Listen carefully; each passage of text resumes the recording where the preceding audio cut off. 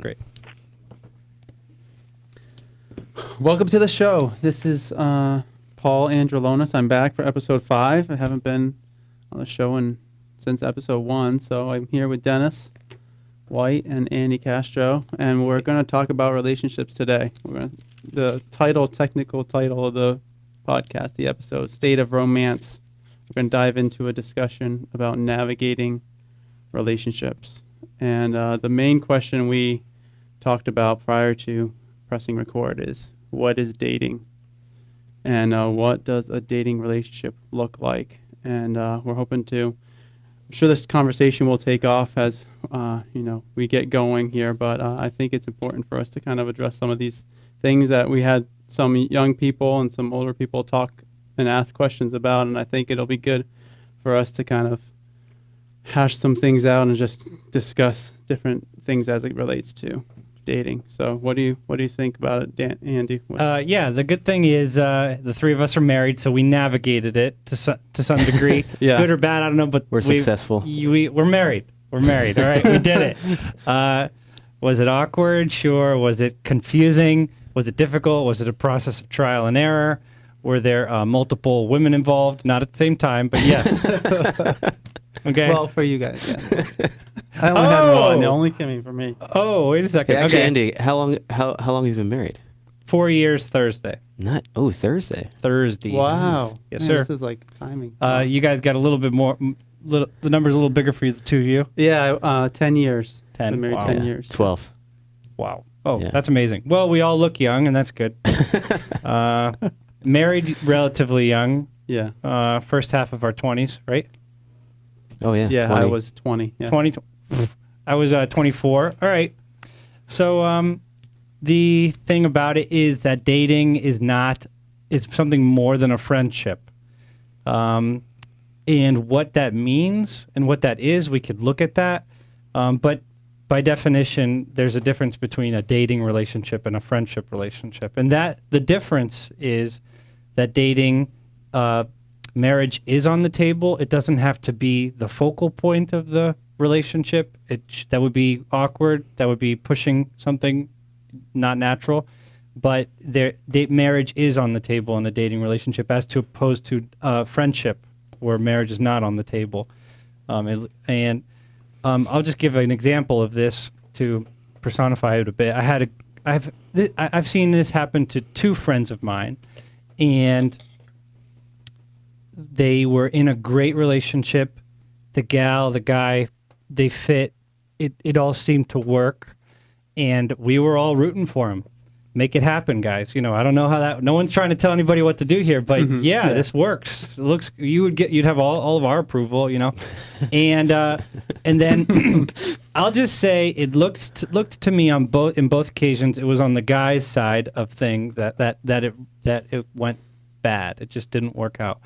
And in one of the situations, the girl returned all the stuff to the guy that like he had gotten her in the past or was just his, but she was borrowing, and said, "Hey, it was nice knowing you." And the young guys, like, I remember even talking to me, was like, "What went wrong? What happened? I don't understand."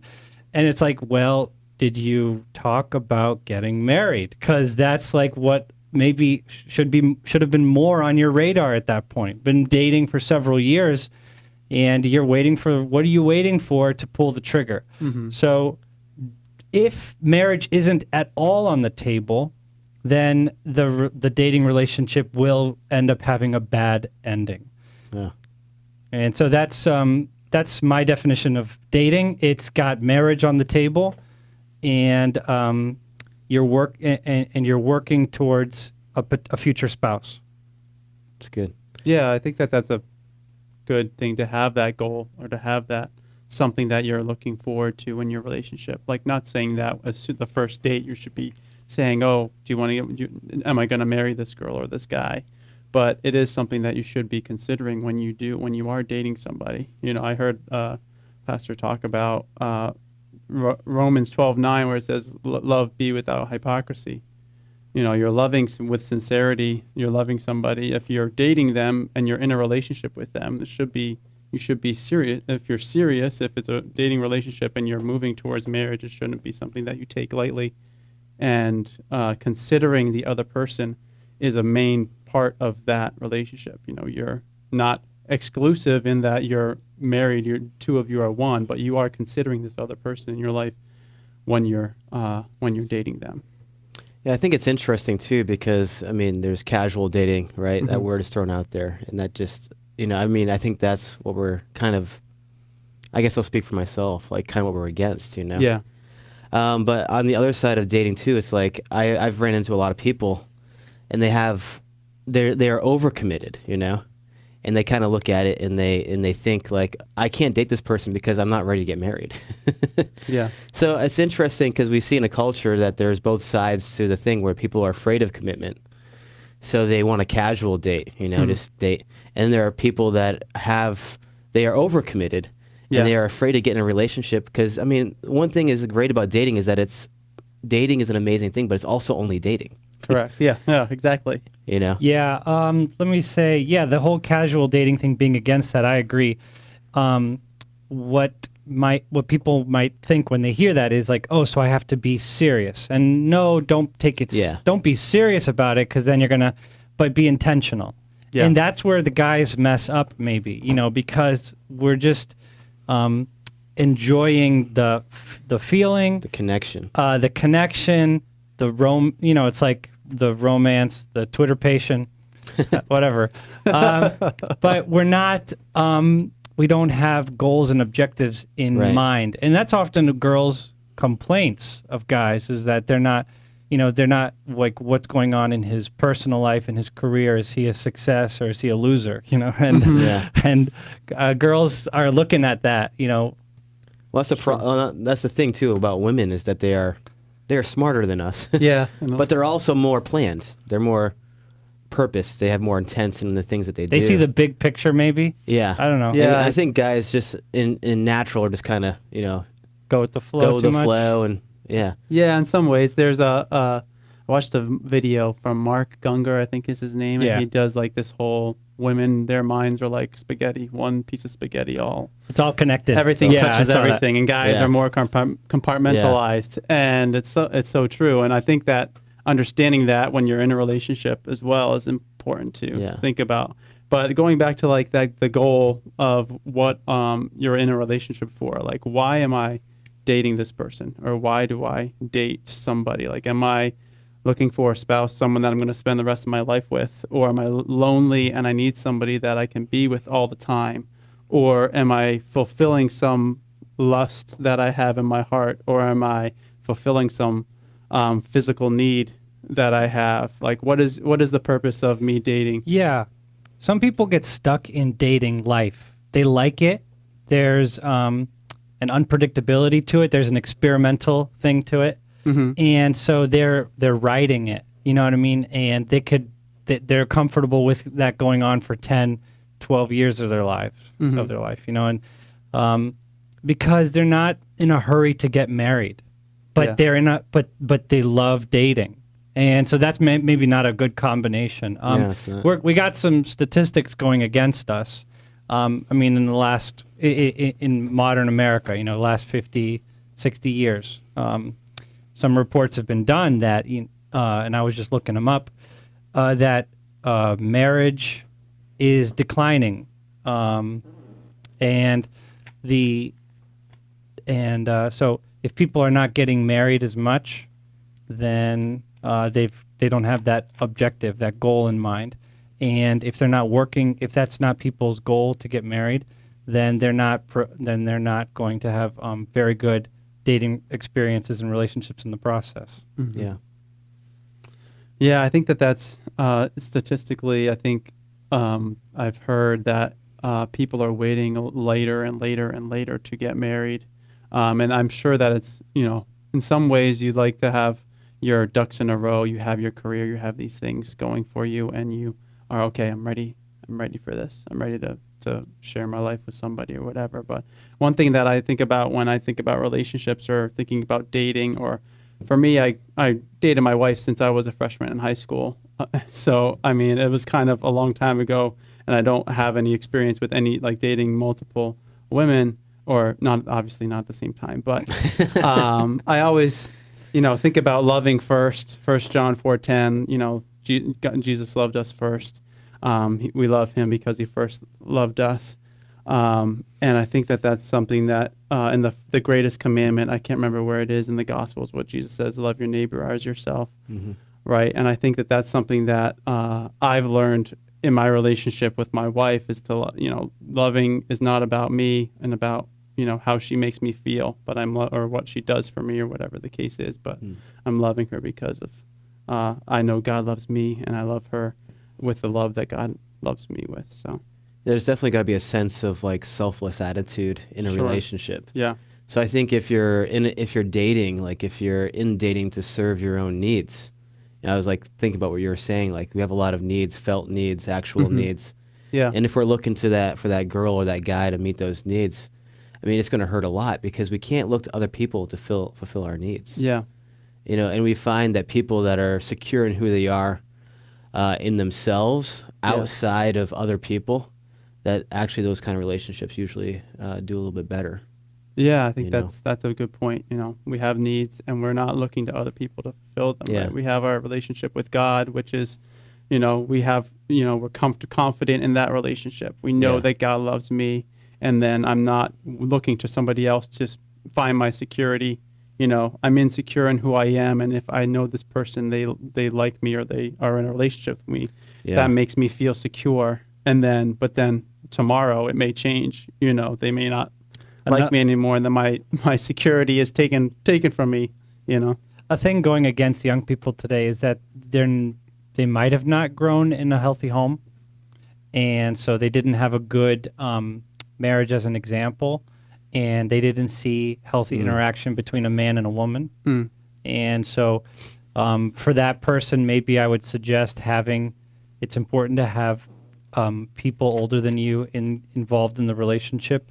If you're in if you find yourself in a dating relationship, you're young and you're not so secure in who you are, and don't know how to give that love to another person very well, you feel a little, I think that's the case for many people. Yeah.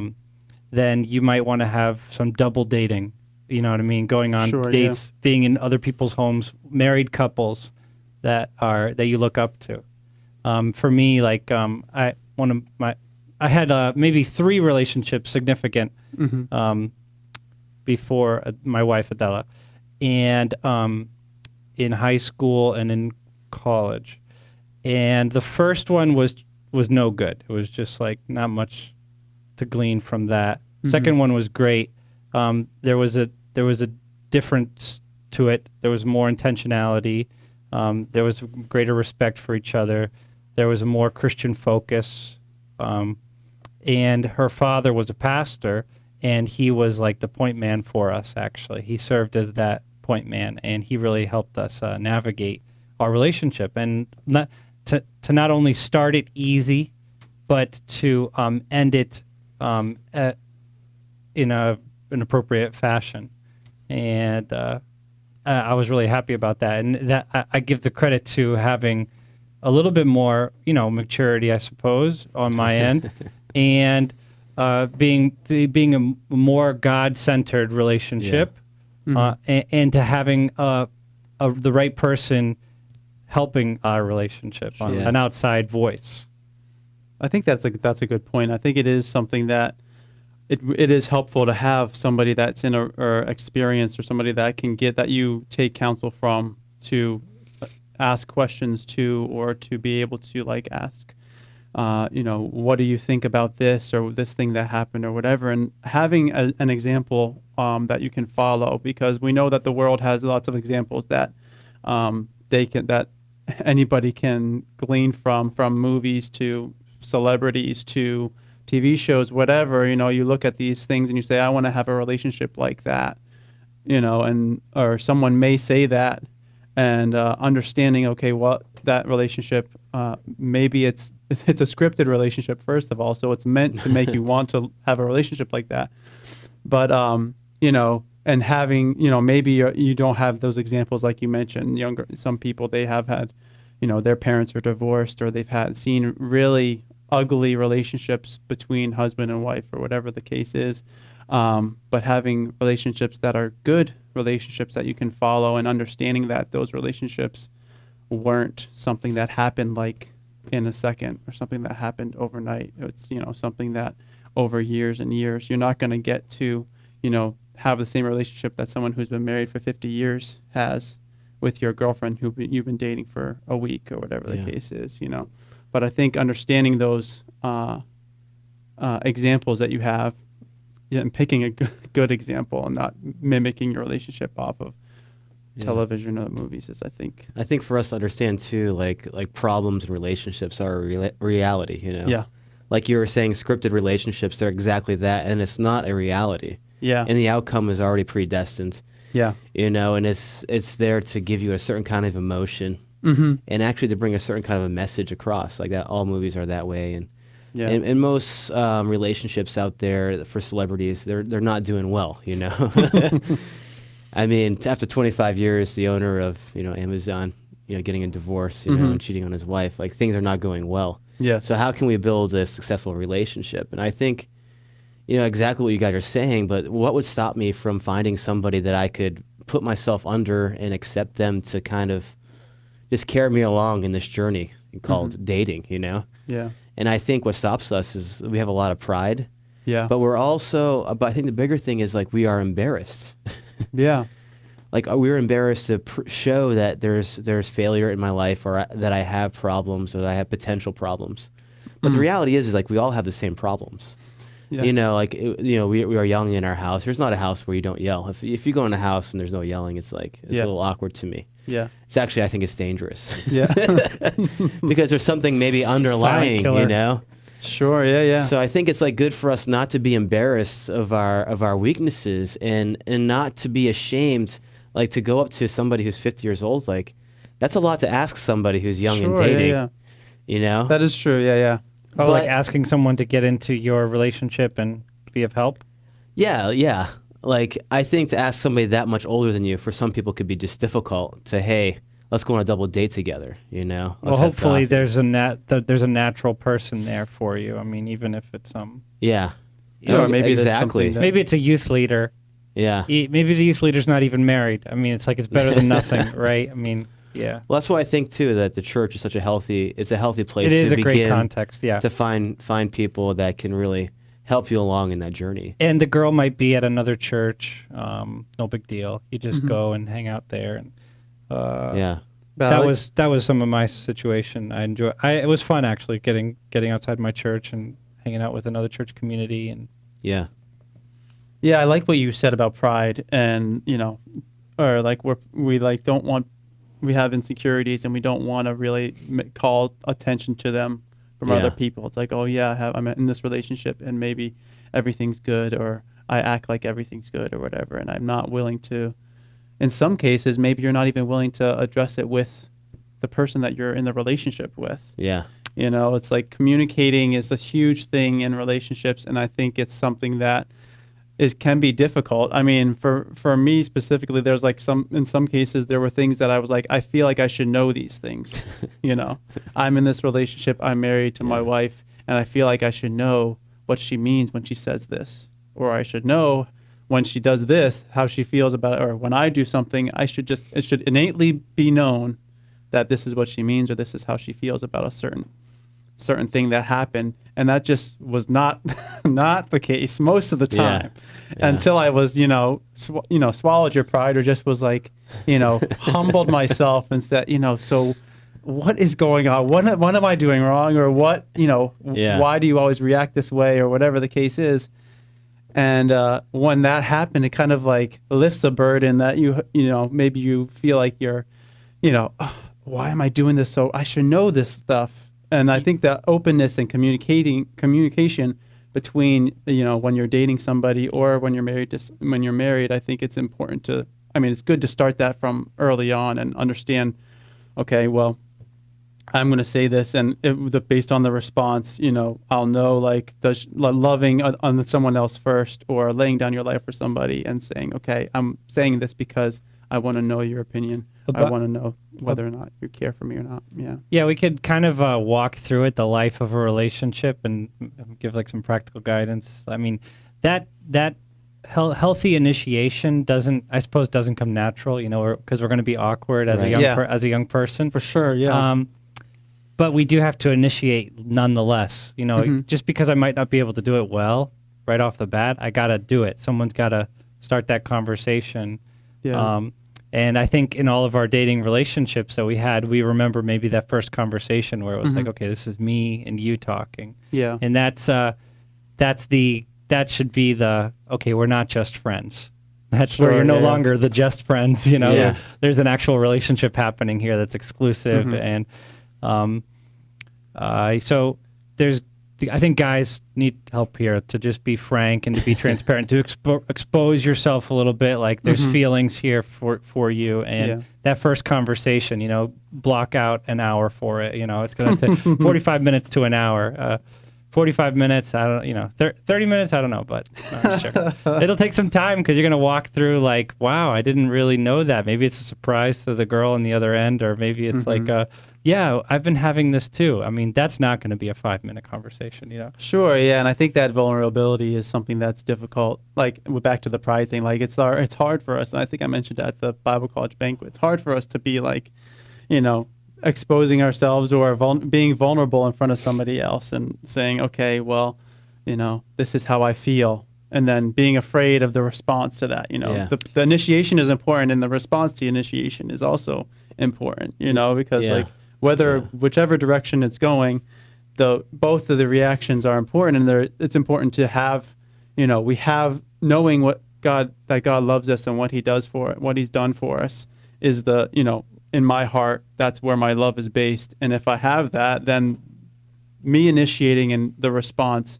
it shouldn't be, you know, it will obviously have an impact on me, but it shouldn't have as drastic an impact knowing that God loves me and who He, you know, who He is in my life. So I think that's, you know, something that I like, that initiation. You know, initiation is something that's, I think, difficult in some ways. Did you have something to say? I'm sorry. I saw a I just finger, kept I saw a talking. finger go up. Oh, my bad. I'm just dancing. Oh, Oh, okay. But yeah, so I was saying, but the response to initiation is something that can sometimes, if it's fearful when you're initiating, you're worried about what the response is going to be. So maybe it can keep Yeah. you I would from say- initiating because you're worried about how they're going to respond. Like, oh no, they're going to say no anyway, so I'm not even going to ask. Yeah, I think You as know? men, though, we need to, like, and younger men that are dating, like, I think we should also talk about what does it mean to initiate, Yeah. you know? But I think also, like, we need to be, you know, men, we need to be leaders and not to be afraid of initiating. Sure. So put these vulnerable, you know, I feel vulnerable, I feel this, I feel that. We got to put that there's aside. a required masculinity. There's a required masculinity that's being challenged in the modern culture. Actually, you know, I say it's worth fighting for. You know, like I agree, yeah. there's a leadership that's male. There's a book titled "There's a Leadership That's Male." Leadership is male, and that's really controversial. And Elizabeth Elliot actually wrote the foreword to it to kind of get behind it. That's And interesting. for the women to know, like, you know, the Christian women, it was a Christian world, I suppose, Yeah. book for the Christian world. But Elizabeth Elliot wrote the foreword to it. Like, she's like, I'm in support of this. And a lot of women are in support of male leadership. And are there women that could be president of our country or could really be running the show at home? For sure. And I love it. And those are like executive type women, and they exist and they're real. And there's professional women out there, and there's men at home that are tending to the family. Not denying that at all, or diminishing the value of that. Well, I think, like, a part of that, too, is, like, just because I'm initiating doesn't mean I don't listen to my, you know, the other person. Sure. Yeah. It's like, you know, just because Yeah, you're it's the not a man. boss worker relationship. Yeah, it's not like that, right? Is that what you're saying? No, it's not. Because that's what men can think. Like, okay, I'm initiating, so now I'm in control. You got to listen to me I'm in because I'm authority. making decisions now. No. Now adhere to them, and Yeah. that's not the way it is. You've almost Initiating got- doesn't mean that here's a decision to be made. I'm making it. Now you got to listen to me. You've each got one vote almost, and I don't know how you break the tie, but I mean, like, yeah. I mean, it's a relationship, so it's a there's like this interaction, and you make decisions together, obviously. My But it wife- has to be initiated. My wife has been like so helpful to me, you know what I mean, to get beyond my little world, immature world, you know, and Yeah. so, yeah, I mean, like, thank God for women that are difficult. You know, I mean, she's vocal. She'll communicate to me, and she won't let me get away with something. You know, and that's helpful for me, and that's the kind of personality I need. Does anyone want to follow up on that? I just wanted to say one thing. No, well, I was just going to say like a challenge is good, and I mean honestly, I think women in some cases women feel that they have to initiate because there's no men initiating to them. Yeah, that's why I'm just kind of saying men just So start initiating something. I think like don't worry about the response. If you're initiate, ask if you want to ask somebody out on a date or something, ask them out. That's and if you're a woman, of... if you're a guy asking a woman, that's fine. And if you're a woman and you don't want to go out with that person, then say no. But I think say it nicely though, please. But then tell them why you why you don't want to go out the free meal and just do it once. Yeah, ladies. Yeah, like say yes and just say yes. Go on. Right. And then if it doesn't work out, then I think being honest about like communicating from that point of like from the beginning, because women could be playing hard to get in an unfair way. This is a game. It is a game. The dating game. It is a game. And sometimes people are really good at it. Yeah. It's dangerous. You want to be marriage. You want to be working towards being marriage material too.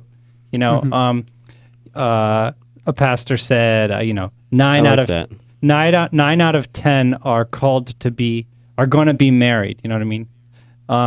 So you should be getting prepared for it. And so my dating relationships are preparing me for marriage regardless of if they're going to be the one or not. Yeah. So what does that mean? What?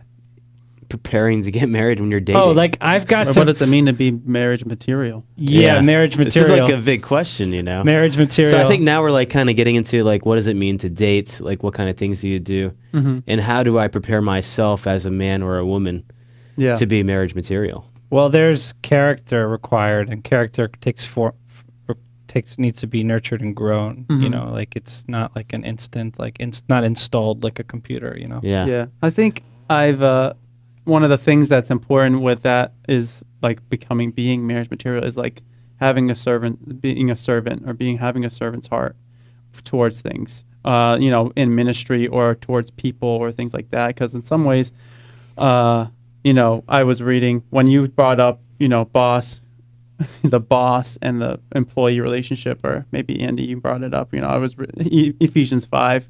It talks about wives be submitted to your husbands, and then 25 it says, "Husbands, love your wives, as Christ also loved the church and gave himself for it." So I think the laying down of your life for somebody else is something that we don't have to do right. We don't have to be married to do that.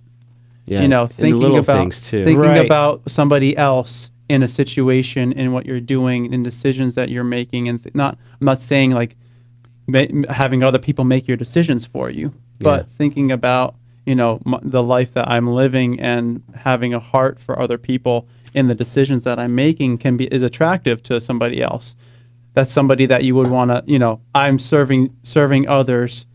That even though they're not serving me, I'm loving others even though they don't necessarily love me. Jesus came to the earth without, any response from anyone, died on the cross without knowing who was going to accept him. And living my life with that type of heart, or having a servant's heart, is something that I think would be attractive, make you marriage material. And looking from the outside in to this kind of a person is attractive, because that just means they're not like, they don't have a selfish attitude. Yeah. And it's not about me. Could you imagine? I mean, people do it all the time, get married to somebody who's very selfish. And, it's just all about me and the relationship.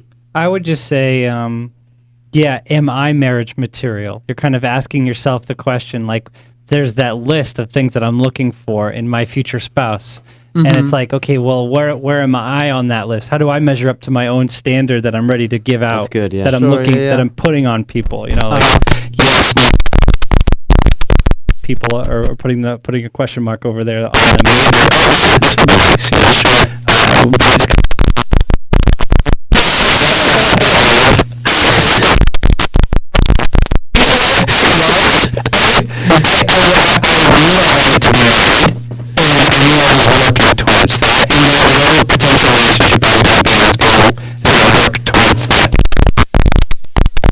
That didn't really go anywhere. It was because it was a childish thing. It was we were too young.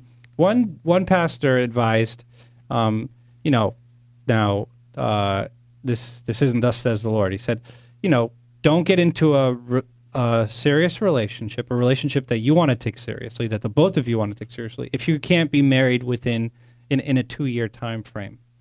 And that's not going to work for a lot of people's timelines. You definitely, that doesn't work for. Yeah. How many years dating? We dated for 6 years, I think. Yeah. 6 years. 4 years. 4 years? Yeah. Okay. And I wasn't even thinking that direction at all. I mean, you were just enjoying the relationship. Yeah. You knew it was going to take time. I mean, when I started dating, I wasn't thinking of marriage. Okay. I'm just going to, Yeah. it's something that grew in me as I matured. Well, you're lucky. I mean, like, could either of those previous girls before Adela, could they have worked out? Sure, if there was enough maturity and those could have happened. You know what I mean? But they didn't probably because of my immaturity. That's why they didn't. You somehow were able to grow up with her. Yeah, Same so for you. Relationships Yeah, exactly. are different. It's A just little that- different for everybody. That's not normal. I mean, it's Well, like in this table it is. it is. I know it's the majority over here. All right, here's not normal. Adela and I both met outside of each other's countries, in Lima, Peru, on the mission field, serving as missionaries for a year, and we were together, and we were living in the same house. How's that for an unfair advantage for a Christian Is that allowed? young Christian person? That was happening. No, there was we were living together. No, the pastor's room was in complicated. between the pastor and his wife. It was a team house, okay? The pastor and his wife was technically in between our two rooms. Anyways, there was a girl's room and a guy's room. 2 young guys, 2 young girls. How about it? And Are they both married? oh, like both couples? Yeah. No. Okay. But Wondering how it works. good things happened on that team. I mean, young people would come in, married couples would go out. So, anyways, So you're telling Bible college students to move to Lima, Peru, if they're Pastor Stan, he'll hook you up for sure.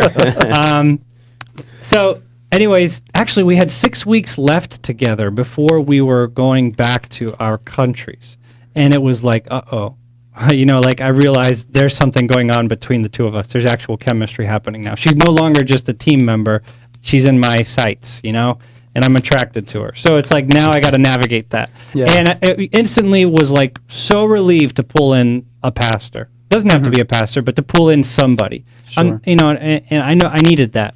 And then so we were married 10 months later. Yeah, that's quick, some people would say. Yeah. Yep. But there was an assurance. And I'm going to tie up Insurance? my point. There was insurance. I'm going to tie up my point here right now. There was a God factor, and I think that there was answered prayer there.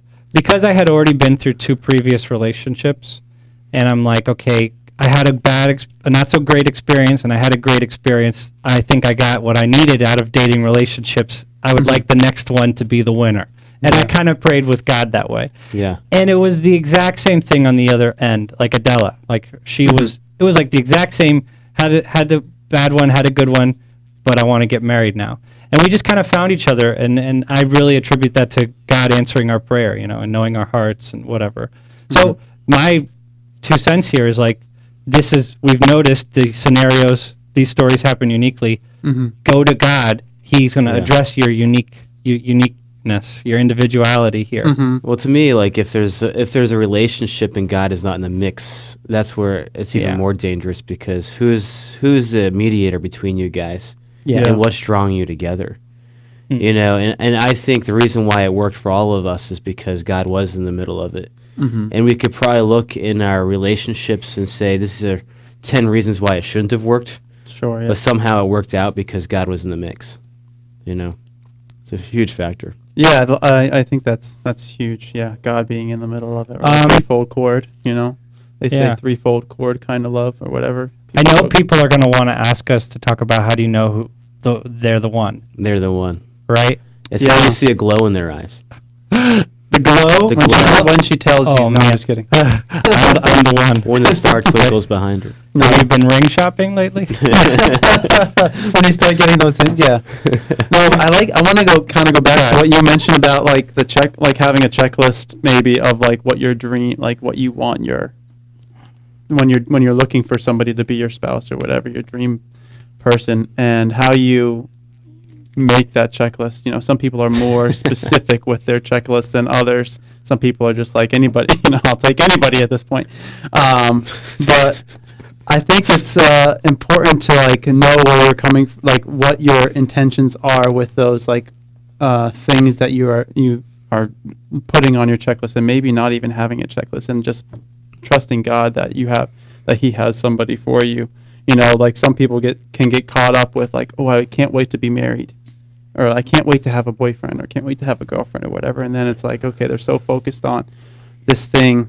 Oh, I want to be married. It's going to be so great when I'm married and I have kids, and this life is amazing, and I have my dream. This is my dream thing. And then they're like, they're like walking through life with this expectation, managing your expectations, and then, will help with the appreciation you have when you do meet somebody and when you do date somebody and get married to them. I think that's something that's really it was important for me, and I think it's an important thing. Like expectations are something that we can get super out of hand. Yeah. You think it's going to be one way, and then, sorry, buddy, it's not that way. And It's interesting because I know some people that they had such high expectations that they've walked past. I would say like 5 perfectly good suitors. Sure. Like perfect. Would be from heaven. Kind of a deal. Like, you missed out, buddy. Yeah. There's a few of those. Yeah. Like, whatever, man. I don't know what you were thinking or Because the saying. expectations are just like, either the guy didn't meet him, so it didn't last, or it's usually the guy that doesn't meet the expectations, let's be honest. Sure. The guy had high expectations. Wasn't moving on from a gal. No, the girl is moving on From a guy. or kind of has this high, You say, what about this guy? And they say, oh, no way. Yeah, no way, that kind of a thing. But you know where this is going. The other person has to say, I see potential.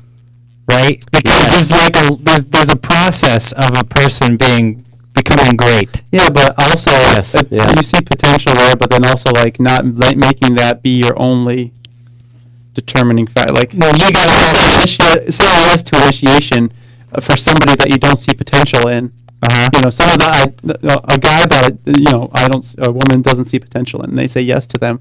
Who knows where it could lead? Maybe they think they have an idea about that person that's completely is like that. We're all human, Yeah. So we're all, have so many stinking problems. It's ridiculous. Yeah. So in a relationship, we need to learn how to work around those problems versus having a problem solved before we even get married. Exactly. Yeah. And I say that very carefully because obviously there's issues that need to be dealt with. Of course. Maybe before marriage. Yeah. And dating is a perfect area for that to be dealt with. But the fact is, there's not a perfect person out there. I think, I just want to say we tend to judge a book by its cover. Yeah. And the question is, how real is that cover? So you've seen the external, and you've got to get to know what's going on the inside. Yeah. And I hope if I'm involved with the inside of myself, like my thought life, my emotional life, the direction of my mind, then I'm going to be looking for that. I'm going to be curious about what's going on the inside of the other person. The compatibility thing, I guess I kind of realized this after growing up a little bit. Like, okay, I think relationships could work way more than we realize, maybe. Maybe because we're difficult, or because we're too selective. I remember this is not dating, obviously, there were guys. 3 guys that I thought I could never be friends with.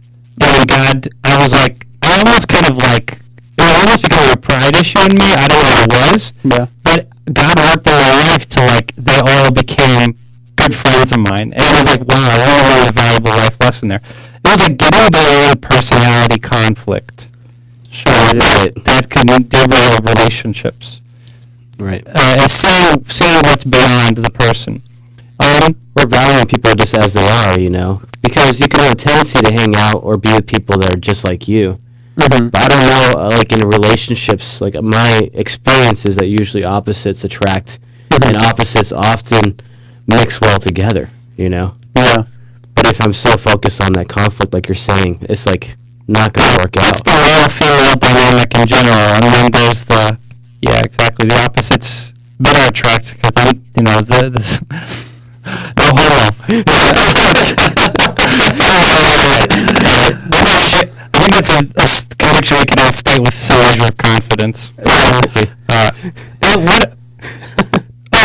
just want to ask that question. How do we know when that's the one, the person's the one? Like, to pull the trigger, like getting a ring. And, you know, like saying, I'm ready to put a wedding date on, ready to put a date on this, you know. Well, I would say, it's, you have to go to God and have some peace about it, with God, and with the woman, or, your future spouse, or hope to be future spouse. But, I don't know if there's a specific, I could put a specific thing on it, but for me, there's no set, I have to have this set in my life before I can do that. I think, as far as I need a job, or she needs a job, or I need a this, or I need a that, I need to be secure in who I am as a person before I can, So integrity is a factor. Yeah, certainly is a factor, but I don't think That's not bad.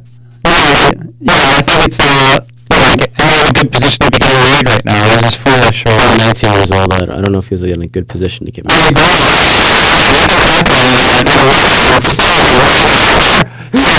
Get married, you're broke and stupid. I think that's a great But I think it's you're growing, and I understand that where if you've kind of been set in your ways with living it myself as a single person, I know my habits, the things that I like to do, and when you bring someone else into that life that you've been living, and they do things a lot differently than we do, it might be more difficult for you to adjust your habitual actions. But how do you know someone's the one? Yeah, for me, it was a simple kind of minded person, so I don't really know. I can't, Lily didn't strike me as this is the person, I'm going to marry this person. But I do say that there's prayer involved.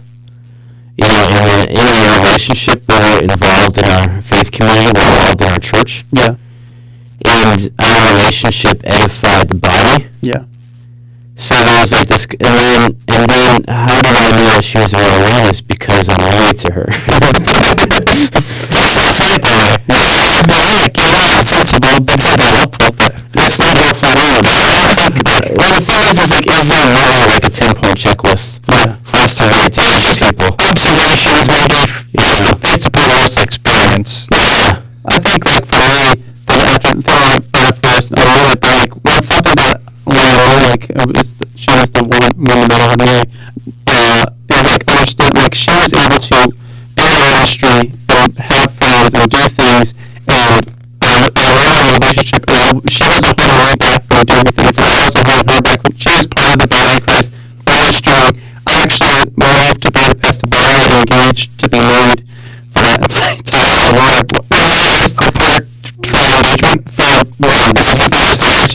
Engagement. She did.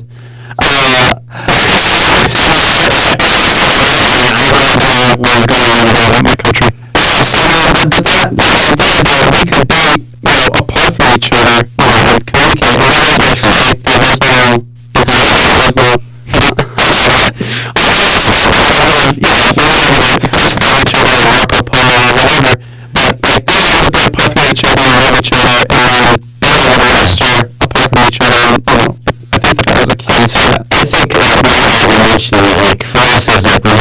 Conversations about this. We talked about what we felt like our calling was, what our goal was. We talked about the so we talked, we both know we're in the mission field, which was spent 10 years in the mission field. And so the fact that we could agree on those simple things, not big things, but actually about the simple things. It wasn't how much money do you make? Because we know each other. We know our habits, we know our character. you're saying there too. It's like there's like a body, soul, spirit factor because there's like a oneness that's gonna come out of this. God gonna see us this way. Our community's gonna see us this way. And so my area was like I was such an outgoing type of personality, and I was like girls, people my age, whatever. I was like the girls that I was around sometimes because I was spiritual oriented, I had some leadership qualities in action, and that's formula. And but I was well, I started to them, like I was jumped on my idea without my consent. And it's a mistake, but it wasn't going to happen with any of them because there wasn't that soul spirit factor upon it. It was a spiritual thing, like we're in a Bible college, it was spiritual activity, and I was like, when I was in the front line, I was a team life activity, but that's a lot more spiritual life. It's not so much, that's not really like I'm physically attracted to or that I think, or I really think the same way, their temperaments would work well together. They could communicate well together. So there's like a body, soul, spirit factor. That's what I knew that my life was the way that she was the way. It was like, no, but this is good actually. No, but that, no, that's not a problem. Like, I knew it was like working down my line. She was open to me. And I was open to her. I hope like if you can't really like a person, I don't think you've got a good enough knowledge or understanding of, So that might be a factor. I don't think I can emphasize the spiritual part of it, but also like, I think it's kind of like you have to be attracted to them. There has to be like this physical attraction too. The physical attraction, it's like, she's beautiful. It's like, I like this person, and I'm attracted to them, so how can I take them? And it's kind of like, it's okay. But it's actually something else. It's like kind of coming up, but the second big question, so a lot of countries, they still do pre-arranged marriages. So right now, I'm saying I'm attracted to somebody. But the attraction could grow, Not exactly. That's not a pre-arranged relationship situation. That's not exactly what I know, but it's not real. It's not real. It's not. Every time I how much genetic related to how to be vulnerable. Because like maybe you're attracted to them, physically, whatever the case is, and then they open up after they're married, they're going to put it in a position of like, we're really trying to, be able to like really share whatever, communicate. The last point, I suppose, is like hands off, right? When you really feel not to get physical in a relationship,